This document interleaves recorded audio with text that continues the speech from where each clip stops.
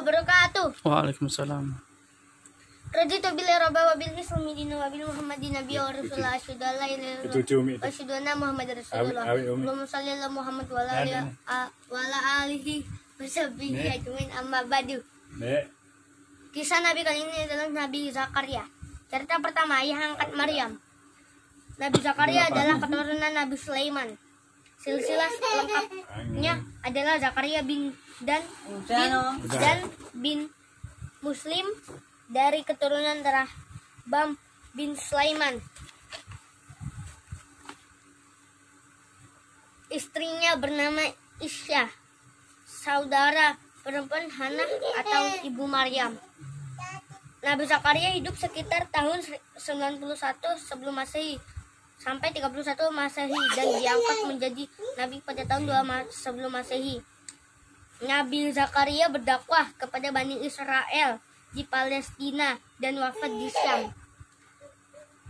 Nabi Zakaria mengasuh Maryam, ibu Nabi Isa. Sejak Maryam kecil, Maryam diberi pendidikan dan ilmu agama. Berkat didikan Nabi Zakaria, Maryam tumbuh menjadi perempuan yang taat beribadah setiap waktu. Ibu Maryam bernama Hana. Awalnya kesulitan mempunyai anak. Hana lalu bernazar jika mempunyai anak-anak itu akan diberikan ke Baitul Maqdis. Artinya Maryam akan tinggal dan beribadah di Baitul Maqdis. Hana akhirnya hamil.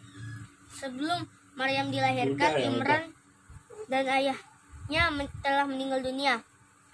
Setelah Maryam lahir, para ulama berlomba-lomba untuk mengasuh dan mendidik Maryam. Hana sempat bingung memilih siapa yang pantas mengasuh anaknya. Nabi Zakaria berkata, biarkan aku saja yang mengasuhnya karena anak ini adalah kerabatku.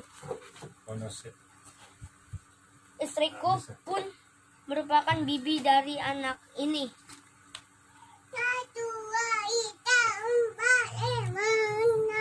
Aku juga seorang nabi di umat ini. Setelah berpikir panjang, Hana akhirnya menyerahkan pengasuhan Maryam kepada Nabi Zakaria. Maryam pun tumbuh menjadi gadis yang cerdas dan selalu beribadah kepada Allah.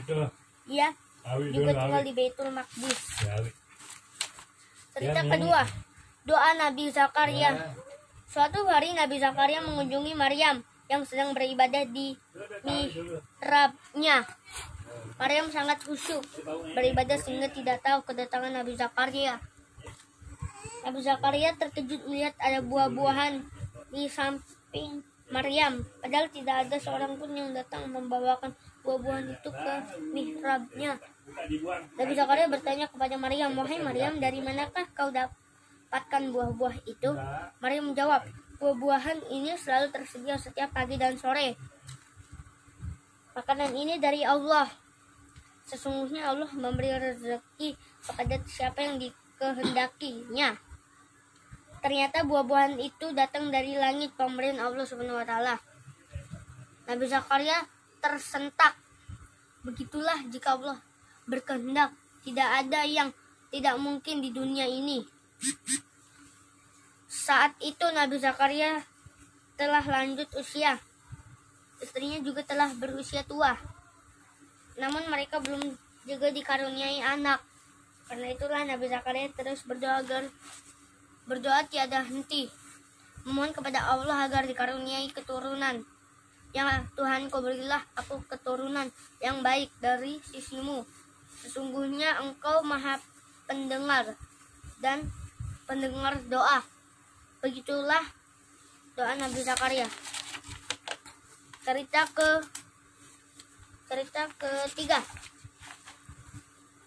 ketiga. Istri Nabi Zakaria hamil. Nabi Zakaria sudah sangat tua. Saat itu usianya sudah lebih dari 90 tahun. Istrinya juga tua dan mandul. Tapi atas izin dan kuasa Allah, doa Nabi Zakaria dikabulkan oleh Allah. Allah berfirman, "Wahai Zakaria, kami memberi kabar gembira kepadamu dan akan lahirnya seorang anak laki-laki bernama Yahya yang belum pernah kami berikan nama seperti itu sebelumnya. Nabi Zakaria setengah tak percaya. Nabi Zakaria meminta lagi kepada Allah, ya Tuhanku, berilah aku suatu tanda. Allah berfirman, tandamu ialah engkau tidak dapat bercakap-cakap dengan manusia selama 3 malam, padahal engkau sehat. Benar saja, Nabi Zakaria tiba-tiba menjadi bisu selama 3 malam. Ia berzikir dan menyebut nama Allah hanya dengan isyarat. Para pengikut Nabi Zakaria heran melihat Nabi Zakaria yang selalu berada di mihrabnya selama 3 hari. Nabi Zakaria keluar dari mihrabnya hanya saat pagi dan petang. Tentu saja ini membuat mereka semakin heran. Nabi Zakaria lalu menulis satu kalimat di tanah agar kalian bertasbih pada waktu pagi dan petang. Namun di tengah kebisuan itu, Allah memberinya buah hati yang selama ini mereka idamkan. Istri Nabi Zakaria hamil. Nabi Zakaria dan istrinya siap menyambut kedatangan Yahya dengan perasaan bahagia. Kurang lebihnya mohon maaf. Billahi taufiq wal hidayah. Wassalamualaikum warahmatullahi wabarakatuh. Waalaikumsalam warahmatullahi wabarakatuh.